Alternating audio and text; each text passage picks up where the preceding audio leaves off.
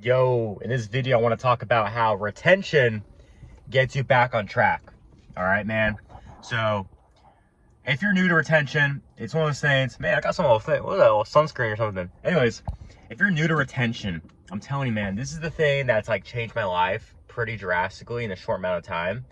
Literally, you're doing less. You're just not fucking ejaculating. All right, it's super simple.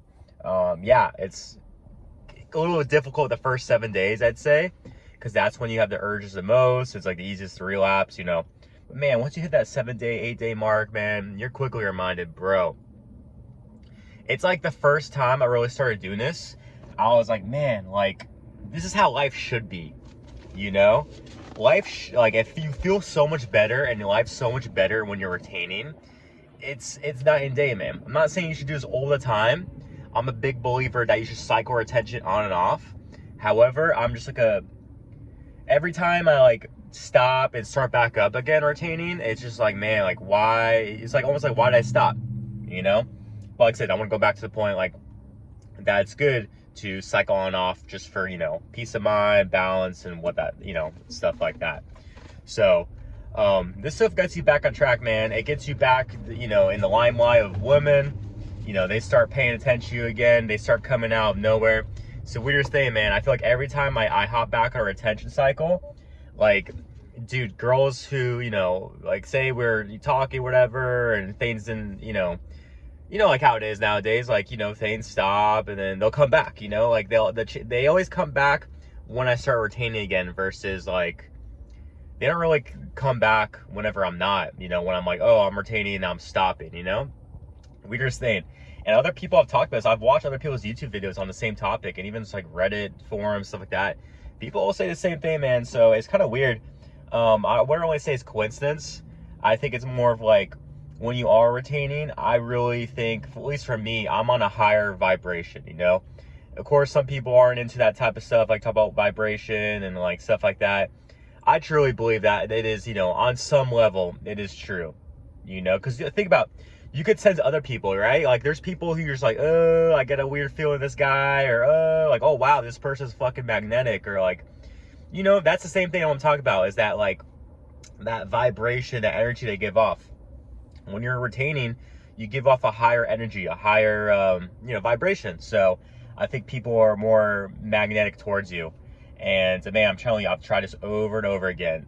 And it's always happened when I am retaining that people come back into my life and, or try to come back in my life, I should say. And, you know, I attract new women, I attract new friends, attract new opportunities at work, and like all kinds of like good things happen when I'm retaining. I wouldn't really say there's any cons, really.